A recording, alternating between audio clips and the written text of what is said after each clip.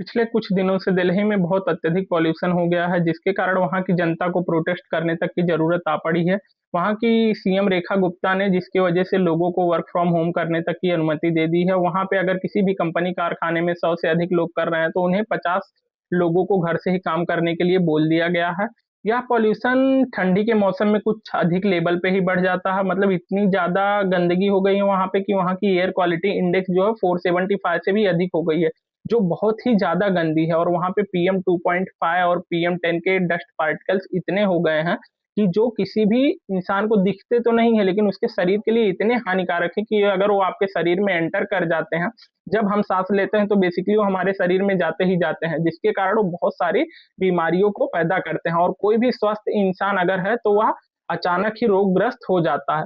PM 2.5 के particles मतलब बहुत छोटे होते हैं, माइक्रोस्कोपिक पार्टिकल्स जिन्हें कहते हैं, ये इतने छोटे होते हैं कि जो हम देख नहीं सकते, लेकिन ये हवा के जरिए हमारे शरीर में चले जाते हैं।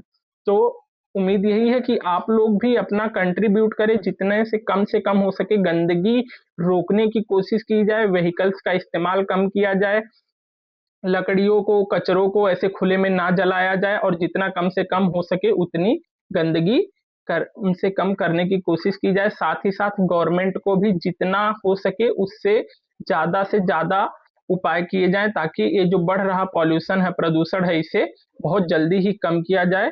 धन्यवाद गाइस।